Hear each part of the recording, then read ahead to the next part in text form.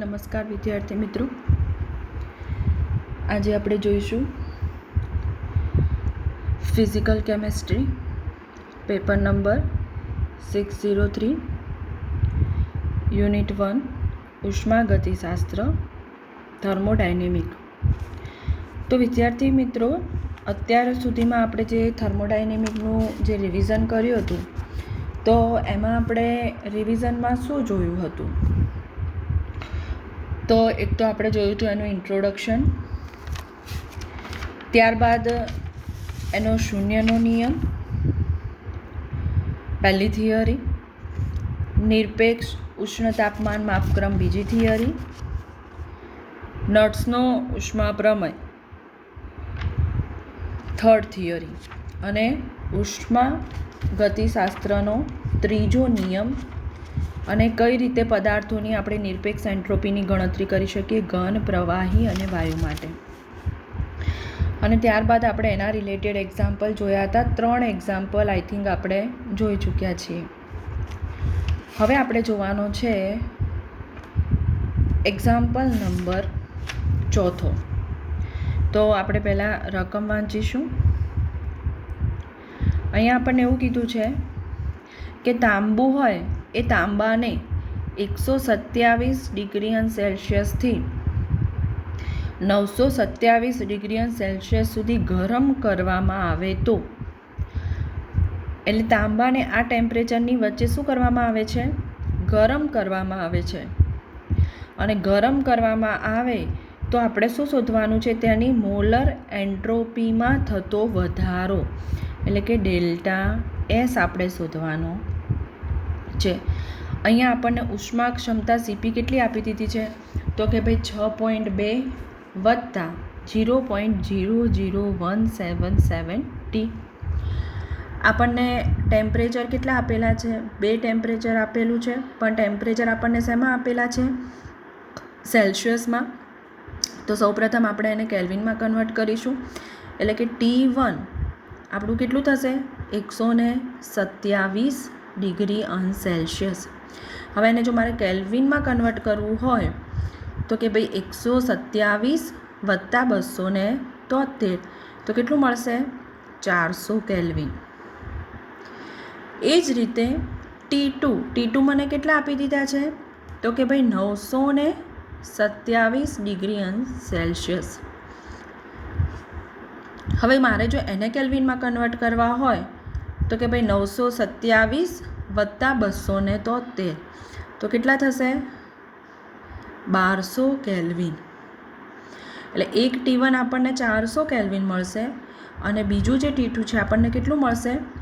1200 kelvin. હવે આપણે શું શોધવાનું છે? તો કે ભાઈ ડેલ્ટા એસ. તો હવે આપણે જોઈએ તો આપણે જો શું શોધવાનું છે? મોલર એન્ટ્રોપીમાં થતો વધારો. તો ડેલ્ટા એસ બરાબર શું સૂત્ર આવશે? લિમિટ કેટલી આવશે અહીંયા આપણને? T1 થી T2. આપણું સૂત્ર કયું હતું? CP into DT by T. હવે આપણને સીપી આપણને કેટલા આપી દીધા છે? તો કે ભાઈ 6.2. હવે આપણે એ દર્શાવીએ તો જુઓ, હવે આપણે લિમિટમાં લખવું હોય આપણે તો શું લખીશું? ડેલ્ટા એસ 400 થી T1 કેટલું હતું આપણું? 400. T2 કેટલું હતું? તો કે ભાઈ 1200. હવે આપણને સીપી કેટલું આપ્યું છે? 6.2 વત્તા 0.00177 ટી. બીજું શું છે? આપણે ડીટી બાય ટી તો છે જ, એટલે એના ભાગે આપણે શું કરીશું? DT by T. હવે આપણે એનું શું કરીશું? અલગ અલગ જો મારે સાદું રૂપ આપવું હોય તો હું શું કરીશ? આ જે 6.2 છે એને પણ સંકલનની બહાર લખીશ અને આ 0.00177 છે એને પણ હું સંકલનની બહાર લખીશ. તો કે ભાઈ delta S is equal two શું મળશે મને? 6.2. લિમિટ કેટલી આવશે? 400 થી 1200 ડીટી બાય ટી, બરાબર છે. હવે અહીંયા શું કોમન નીકળશે તો કે ભાઈ 0.00177, તો કે ભાઈ 0.00177, લિમિટ એઝ ઇટ ઇઝ 400 થી 1200. હવે જો અહીંયા શું હતું, T into DT by T, એટલે આ ટી શું થઈ જશે, ઉડી જશે, તો ખાલી શું વધશે, એકલું ડીટી. તો હવે જો આનું મારે સંકલન કરવું હોય તો મને શું મળશે, જુઓ 6.2 લોગમાં કન્વર્ટ કરવા હોય તો 2.303 ગુણ્યા log 1200 ભાગ્યા 400. એ જ રીતે જો મારે આનું કરવું હોય તો ડીટી છે, હવે વિદ્યાર્થી મિત્રો જો ડીટી હોય તો એનું સંકલન શું થશે, T2 માઇનસ T1, તો એનું શું થશે, મને 0.00177 તો છે જ, અને 1200માંથી આપણે કેટલા બાદ કરીશું તો કે ભાઈ 400, બરાબર છે. તો જ્યારે પણ આપણે સાદું રૂપ આપીએ તો આપણને શું મળશે જવાબ, તો કે ભાઈ 6.2 એઝ ઇટ ઇઝ હતા, 2.303 log 1200 ભાગ્યા 400 આપણને કેટલા મળશે, 0.4771, પછી પેલી બાજુ તો 0.00177 કોમન હતા, અને 1200માંથી 400 ગયા એટલે 800. તો આપણને કેટલો જવાબ મળશે આનું સાદું રૂપ, તો કે ભાઈ 6.81 વત્તા 1.36, એટલે આપણનો જવાબ કેટલો આવશે, 8.17 એન્ટ્રોપી યુનિટ. તો આપણો જવાબ કેટલો મળ્યો આપણને, 8.17 એન્ટ્રોપી યુનિટ. તો જોઈએ હવે આપણે દાખલો. તો જુઓ આપણે જે સમજ્યાએ કે આપણને T1 કેટલું આપેલું છે, તો કે ભાઈ 127, 127 વત્તા 273 કેટલા થશે, 400 કેલ્વિન. T2 આપણને કેટલું આપેલું છે, 927, 927 વત્તા 273 આપણને કેટલા મળશે, તો કે ભાઈ 1200 કેલ્વિન. હવે delta S is equal to T1 થી T2 CP into DT by T. હવે CP આપણને કેટલા આપી દીધા છે, તો કે ભાઈ 6.2 વત્તા 0.00177 T by T into DT. હવે મારે શું કરવું છે, આ ડીટીને અંદર ગુણવા છે, તો હું ડીટીને અંદર ગુણીશ તો મને શું મળશે, તો કે ભાઈ 400 થી 1200 6.2 ડીટી બાય ડી વત્તા 0.00177 ટી ઉડી જશે, એટલે કે ડીટી. હવે મેં તમને કીધું તો કે આ ડીટીનું શું થશે સંકલન, તો કે ભાઈ T2 માઇનસ T1, એટલે કે 1200માંથી 400, અને આનું 6.2 2.303 log 1200 ભાગ્યા 400, એટલે 4 તરીના 12 log 3 બરાબર આપણને કેટલા મળશે, 0.4771. તો જોઈએ હવે આનું સાદું રૂપ આગળ. તો જુઓ 6.2 ગુણ્યા 2.303 ગુણ્યા 0.4771 log 3નો જવાબ, અને 1200માંથી આપણે 400 બાદ કર્યા એટલે આપણને કેટલા મળ્યા, 800, એટલે કે 800 ગુણ્યા 0.0017 બરાબર આપણને કેટલા મળ્યા, 1.36, અને 6.2 ગુણ્યા 2.303 ગુણ્યા 0.4771 બરાબર કેટલા મળે, 6.81. તો આપણનો જવાબ કેટલો મળે, 8.17 એન્ટ્રોપી યુનિટ. તો આ જે દાખલો હતો જો વિદ્યાર્થી મિત્રો, એમાં તમને કોઈ ફેઝ ચેન્જ નથી આપ્યો કે સોલિડમાંથી લિક્વિડમાં કે લિક્વિડમાંથી ગેસિયસમાં. તમને ખાલી એક જ CPની વેલ્યુ આપી દીધી છે, નથી કોઈ તમને બાષ્પીભવન ગુપ્ત ઉષ્મા એટલે કે ડેલ્ટા HF કે ડેલ્ટા HVની પણ વેલ્યુ આપેલી નથી. માટે ખાલી તમારે ગણતરી કરવાની આવે તો એક જ તબક્કામાં એટલે કે ડેલ્ટા S કરી અને જે આપણે આ એક તબક્કામાં ગણતરી કરી એ રીતની જ આપણે ગણતરી કરવાની રહેશે. હવે આપણે જોઈએ એક્ઝામ્પલ નંબર 5 આપણો આ યુનિટનો છેલ્લો એક્ઝામ્પલ. તો જુઓ આમાં કંઈક અલગ એક્ઝામ્પલ છે. તો કે આપણે પહેલાં રકમ વાંચીએ. એક વાતાવરણ દબાણે 1 ગ્રામ પરમાણુ મેગ્નેશિયમ ધાતુને, હવે જુઓ અહીંયા આપણે આગળ આવો એક દાખલો જોયો તો 100 kg પાણીને, તો અહીંયા પણ આપણને કેટલું આપી દીધું છે 1 ગ્રામ, એટલે n બરાબર આપણું શું થશે 1, એટલે જેને તમે કન્સિડર કરો કે ના કરો એ બહુ પેલું નથી. હવે એ ધાતુને તમારે કેટલેથી કેટલા સુધી ગરમ કરવાની છે? તો કે ભાઈ 27 થી 227 ડિગ્રી સેલ્સિયસ સુધી ગરમ કરતાં એન્ટ્રોપીમાં થતો ફેરફાર એટલે કે ડેલ્ટા એસ શોધવાનું છે. હવે આપણને એવું કીધું છે કે એક વાતાવરણ દબાણે ઘન મેગ્નેશિયમની મોલર ઉષ્મા ગુંજાશ, ઘન મેગ્નેશિયમની મોલર ઉષ્મા ગુંજાશ આપણને 0 થી તે 600 ડિગ્રી સેલ્સિયસ ઉષ્ણ તાપમાનના ગાળામાં નીચે મુજબ આપી દીધી છે. હવે જુઓ અહીંયા તમને શું કીધું છે કે 0 થી 600 ડિગ્રી સેલ્સિયસ ઉષ્ણ તાપમાનના ગાળામાં આપણને શું આપી દીધી છે? મોલર ઉષ્મા ગુંજાશ, જેને આપણે શું કહીશું? સીપી. સીપી બરાબર તમને કેટલા આપી દીધા છે? તો કે ભાઈ 6.20 વત્તા 1.30 ગુણ્યા 10⁻³ T માઇનસ 6.8 ગુણ્યા 10⁻⁻6 T². હવે જો આપણે આમાં પણ એક જ ફેઝ તમને આપેલો છે, એટલે આપણે એક જ ફેઝમાં ખાલી મોલર એન્ટ્રોપીમાં થતો ફેરફાર એટલે કે ડેલ્ટા એસ શોધવાનો છે. હવે જો વિદ્યાર્થી મિત્રો આપણે T1 અને T2 કોને કન્સિડર કરીશું? તો આપણો જે T1 છે આપણે મેગ્નેશિયમ ધાતુને ગરમ કરવાની છે. તો મેગ્નેશિયમ ધાતુને જ્યારે ગરમ કરવામાં આવે એટલે આપણને T1 કેટલો આપી દીધો છે? તો કે 27, અને T2 કેટલો આપી દીધો છે? 227 ડિગ્રી સેલ્સિયસ તાપમાન. એટલે આપણું જે T1 છે એ 27 ડિગ્રી સેલ્સિયસ અને T2 કેટલું થશે? 227 ડિગ્રી સેલ્સિયસ.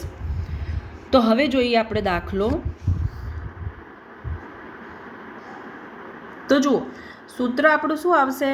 તો કે ડેલ્ટા એસ બરાબર T1 થી T2 CP DT by T. હવે આપણને તો CP તો કેટલું લાંબુ આપેલું છે, તો એ આપણે લખવું પડશે. હવે જુઓ T1 એટલે કે 27 ડિગ્રી સેલ્સિયસ તાપમાન, 27 વત્તા 273 એટલે કેટલા થશે? 300, અને 227 વત્તા 273 કેટલા થશે? 500. હવે CP આપણને કેટલા આપી દીધા છે? તો જુઓ 6.20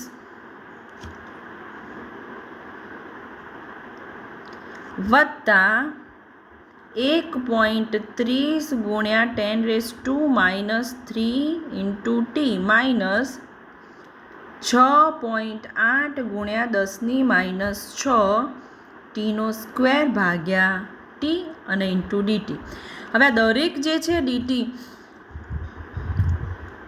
તો આ DT છે એને આપણે આની અંદર પણ ગુણીશું, આની અંદર પણ ગુણીશું અને આની અંદર પણ ગુણીશું. તો જો હવે આપણે કરીએ કે 6.20 છે એને હું શું કરીશ? અહીંયા આ રીતે કોમન નીકાળી દીધા.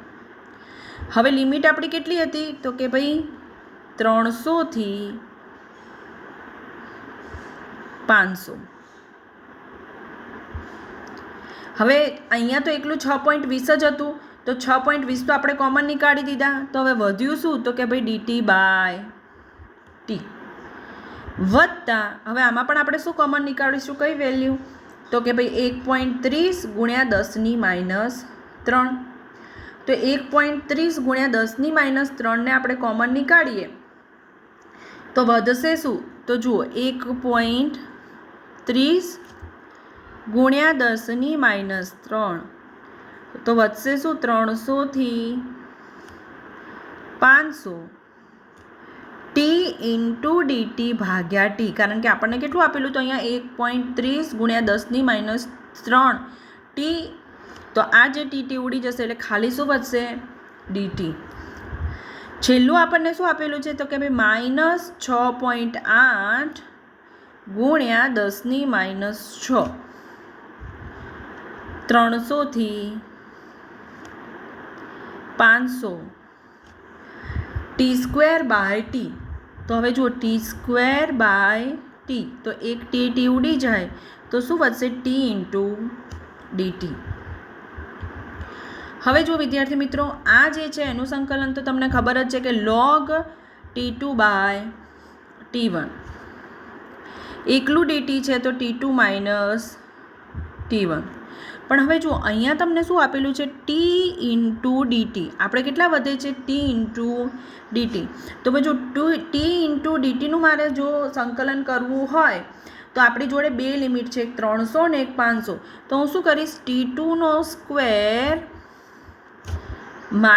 t1² / 2. એટલે શું મળશે? 500² - 300² / 2. આ રીતનું સાદું રૂપ થશે. તો હવે જોઈએ આપણે, તો કે ભાઈ 6.20 આપણું જે પહેલું હતું એ ગુણ્યા 2.303 log કેટલા હતા? 500/300. આ થયું પહેલાંનું સાદું રૂપ. બીજું જે હતું તો કે ભાઈ પ્લસ 1.30 ગુણ્યા 10⁻³ 500 - 300 -6.8 ગુણ્યા 10⁻6 t2² 500² -300² / 2. હવે આપણે આનું સાદું રૂપ આપીશું તો આપણે આપણો આન્સર મળશે, એટલે કે 6.20 ગુણ્યા 2.303 ગુણ્યા log 500/300, જેના બરાબર આપણને શું મળશે? તો કે ભાઈ 6.20 ગુણ્યા 2.303 log 500/300 0.2218 વત્તા 1.30 ગુણ્યા 10⁻³ 500માંથી 300 જાય એટલે 200 માઇનસ 6.8 ગુણ્યા 10⁻6 500² - 300² / 2 કેટલા મળશે આપણને? 80,000. હવે આટલાનું આપણે જ્યારે સાદું રૂપ આપીએ એટલે આપણને આન્સર શું મળશે આપણો? તો કે ભાઈ 3.1670 વત્તા 0.260 - 0.554. તો એન્ટ્રોપીમાં થતો વધારો ડેલ્ટા એસ બરાબર 2.88 એન્ટ્રોપી યુનિટ આપણો જવાબ મળશે. તો જોઈએ હવે એક્ઝામ્પલ. તો જુઓ, t1 આપણે કેટલા લઈશું? 27. t2 227. 27 + 273 તો કે 300 કેલ્વિન, અને 227 + 273 500 કેલ્વિન. આપણું સૂત્ર t1 થી t2 cp dt/t. t1 કેટલા આપેલા છે? 300, t2 500. જવાબ 6.20 વત્તા 1.30 ગુણ્યા 10⁻³ t માઇનસ 6.8 ગુણ્યા 10⁻6 t²/t. હવે આપણે શું કરીશું? તો કે ભાઈ આ જે dt છે એને આપણે અંદર ગુણીશું. તો જો આપણે dt ને અંદર ગુણીએ તો કે ભાઈ 6.20 300 થી 500 આ dt ને આપણે અંદર ગુણ્યા તો કે ભાઈ dt/t.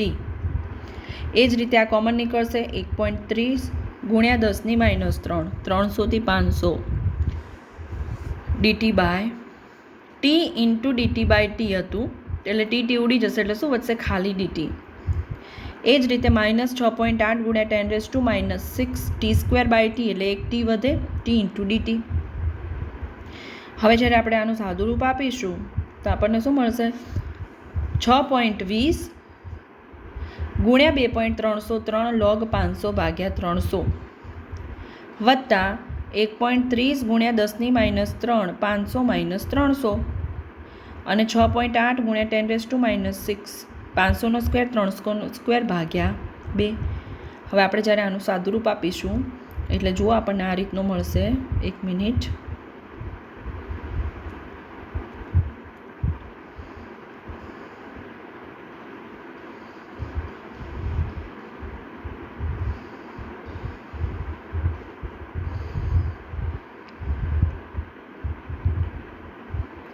હવે આપણે આનું સાદુરૂપ આપીશું એટલે આપણને મળશે 6.20 2.303 એઝ ઇટ ઇઝ log 500 ભાગ્યા 300 0.2218 વત્તા 1.30 ગુણ્યા 10⁻³ 500 - 300 કેટલા આવશે? તો કે ભાઈ 200 અને 6.8 ગુણ્યા 10⁻⁻6 સાદુરૂપ આપ્યું આપણે 500નો સ્ક્વેર -300નો સ્ક્વેર ભાગ્યા 2 એટલે કે 80,000. હવે જ્યારે આટલાનું સાદુરૂપ આપીશું એટલે આપણને કેટલું મળશે? 3.1670 વત્તા આટલાનું સાદુરૂપ આપીશું એટલે 0.260 અને આટલાનું સાદુરૂપ આપીશું એટલે -0.54 એટલે આપણો જે છેલ્લો આન્સર છે આપણને કેટલો મળશે? 2.88 એન્ટ્રોપી યુનિટ. તો વિદ્યાર્થી મિત્રો, આપણે જે થર્મોડાયનેમિક્સ છે એમાં ટોટલ આપણે 5 દાખલા જોયા. આ 5 દાખલા પરથી જ તમારા એક્ઝામમાં દાખલા ગણવાના આવે છે, જે 6 માર્ક્સમાં એક્ઝામમાં પૂછાઈ શકે છે. તો હવે દાખલાવાળો પોર્શન આપણે પૂરું કરી અને હવે આપણે આગળ આપણા થિયરીવાળા પોર્શન તરફ આગળ વધીએ. તો હવે આપણે ત્રીજા નિયમ સુધી તો આપણે જોઈ ગયા હતા. હવે આપણે જે નવી થિયરી જે ચાલુ કરવાની છે એ ત્રીજો નિયમ આપણે જોયો. પછી ત્રીજા નિયમ ઉપરથી આપણે શું જોયું હતું? તો કે ભાઈ ઘન, પ્રવાહી અને વાયુની નિરપેક્ષ એન્ટ્રોપી આપણે કઈ રીતે ગણતરીમાં લઈ શકીએ તો એ જોયું હતું. અને હવે આપણે જે જોવાનું છે એ આપણને એવું કીધું છે કે ત્રીજા નિયમની એટલે કે ઉષ્માગતિશાસ્ત્રના ત્રીજા નિયમની પ્રાયોગિક ચકાસણી. પ્રાયોગિક એટલે કે એક્સપેરિમેન્ટલ વેરિફિકેશન ઓફ થર્ડ લો. તો હવે આનું એક્સપેરિમેન્ટલ વેરિફિકેશન આપણે જોઈએ તો એના માટે આપણે જોઈએ કે ધારો કે આપણને એવું કીધું છે કે ધારો કે ટી તાપમાને કોઈ એક પદાર્થ આપણે લઈએ છીએ. એ ટી તાપમાને ક્યાંથી ક્યાં સંક્રાંતિ પામશે? તો કે ભાઈ એક્સ સ્થિતિમાંથી વાય સ્થિતિમાં એ સંક્રાંતિ પામે છે. કયા તાપમાને? તો કે ભાઈ ટી તાપમાને. હવે આપણે જોયું ગિબ્સ હેલ્મહોલ્ટ્ઝ સમીકરણ. તો ગિબ્સ હેલ્મહોલ્ટ્ઝ સમીકરણ પ્રમાણે શું થાય? તો કે ભાઈ delta G is equal to delta H minus T into delta S. હવે આપણે શું કહીએ છીએ? આ તો થયું આપણું ગિબ્સ હેલ્મહોલ્ટ્ઝ સમીકરણ. પરંતુ આપણે શું કહીએ છીએ કે સક્રાંતિક તાપમાને મુક્ત શક્તિમાં થતો ફેરફાર, મુક્ત શક્તિ એટલે કે ડેલ્ટા જી માં થતો ફેરફાર આપણને શું જોવા મળે છે? 0 જોવા મળે છે. તો પછી મારે આ સમીકરણ લખવું હોય તો હું કઈ રીતે લખી શકું? તો કે ભાઈ delta H minus T into delta S બરાબર શું મળશે મને? 0. એટલે કે ડેલ્ટા એસને જો હું કરતા બનાવું તો કે ભાઈ ડેલ્ટા એચ ભાગ્યા ટી. હવે આપણે પહેલાં જોયું કે ભાઈ પદાર્થ કયાથી કઈ સ્થિતિમાં જાય છે? તો કે ભાઈ એક્સથી વાય સ્થિતિમાં. તો જો મારે એક્સ સ્થિતિ માટે એન્ટ્રોપી લખવી હોય એન્ટ્રોપી તો હું કઈ રીતે લખી શકું? તો કે ભાઈ એક્સ સ્થિતિ માટે મારે જો એન્ટ્રોપી લખવું હોય તો એન્ટ્રોપી એટલે કે એસ, એક્સ સ્થિતિ માટે એટલે કે એક્સ ઇઝ ઇક્વલ ટુ કયા તાપમાને લીધું છે? ટી તાપમાન એટલે કે 0 થી T CP DT by T. હવે જો હું એક્સ સ્થિતિ માટે લખવી હોય તો મારે અહીંયા સેફિક્સમાં શું લખવું પડે? એક્સ લખવું પડે. એ જ રીતે જો હું વાય સ્થિતિ માટે લખું તો સેમ આનું આ જ 0 થી T CP Y T into DT. હવે જો મારે એન્ટ્રોપીમાં થતો ફેરફાર ડેલ્ટા એસ લખવો હોય તો હું કઈ રીતે લખી શકું? તો કે ભાઈ ડેલ્ટા એસ બરાબર S Y minus S X. તો SY એટલે મારું આ સૂત્ર અને SX એટલે કે આમાંથી આ સૂત્ર હું શું કરીશ, બાદ કરીશ. બરાબર છે. તો હવે જોઈએ આપણે એની ત્રીજા નિયમની પ્રાયોગિક ચકાસણીની થિયરી. તો જો અહીંયા આપણને એવું કીધું છે કે નીચેના પુરાવા પરથી થર્મોડાયનેમિક્સના ત્રીજા નિયમની પ્રાયોગિક ચકાસણી કરી શકાય છે. હવે આપણે ચર્ચા કરી હતી કે સક્રાંતિ તાપમાન ટીએ કોઈ એક પદાર્થ X સ્થિતિમાંથી Y સ્થિતિમાં સક્રાંતિ પામે છે. એટલે કે ગિબ્સ હેલ્મહોલ્ટ્ઝ સમીકરણ અનુસાર ડેલ્ટા G બરાબર શું મળશે, delta H minus T into delta S. હવે આપણે એવું કીધું કે મુક્ત શક્તિનો ફેરફાર એટલે કે ડેલ્ટા G બરાબર આપણને શું મળે છે કે 0. તો કે delta H minus T into delta S બરાબર શું થશે, 0. તો હવે આપણે શું જોઈએ છે, એન્ટ્રોપીનો ફેરફાર. તો આપણે ડેલ્ટા એસને કરતા બનાવીશું બરાબર ડેલ્ટા H બાય ટી. હવે આપણે જો X સ્થિતિ માટે એન્ટ્રોપીનો ફેરફાર લખવો હોય તો શું થાય, SX બરાબર 0 થી T CP into X by T into DT. અને જો Y સ્થિતિ માટે લખવો હોય તો CP by T into DT.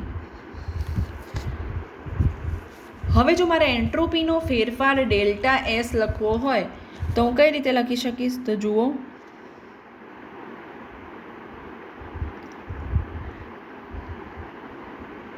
Delta S is equal to SY minus SX. તો કે ભાઈ ડેલ્ટા S બરાબર SY માઇનસ SX 0 થી T CP by T into DT અને 0 થી T CPX by T into DT. હવે આપણને એવું કીધું છે કે સમીકરણ 2 અને 5 એટલે કે આર્યુ દ્વારા ગણેલ એન્ટ્રોપીના મૂલ્યો સમાન જોવા મળે છે. આની ચકાસણી સક્રાંતિ તાપમાને વ્હાઇટ ટીનમાંથી ગ્રે ટીનમાં પરિવર્તન થાય છે તે છે. હવે અહીંયા આપણને એવું કીધું છે કે આપણે જો બીજું જે સમીકરણ હતું એ કયું હતું આપણું, તો કે ભાઈ ડેલ્ટા S બરાબર ડેલ્ટા H બાય ટી. અને પાંચમું સમીકરણ છે એ બંને સમીકરણથી જો તમે એન્ટ્રોપીની ગણતરી કરો તો તમને સમાન મૂલ્યો જોવા મળે છે. હવે અહીંયા આપણને એવું કીધું છે કે જો ગિબ્સ હેલ્મહોલ્ટ્ઝ સમીકરણ પરથી મળેલા સમીકરણ 2ની મદદથી ડેલ્ટા એસનું મૂલ્ય સક્રાંતિએ તમને કેટલું જોવા મળે છે, તો કે ભાઈ -1.87. અને ત્રીજા નિયમની મદદથી એટલે કે સમીકરણ 5 જે છે એમાં આપણે ત્રીજા નિયમનો ઉપયોગ કર્યો હતો તો એની મદદથી આપણને કેટલું જોવા મળે છે, તો કે ભાઈ -1.84 એટલે કે 1.87 અને 1.84 એ નિયર અબાઉટ કહેવાય. માટે આ બંને જે મૂલ્યો છે એ થર્મોડાયનેમિક્સના ત્રીજા નિયમની સાબિતી આપે છે.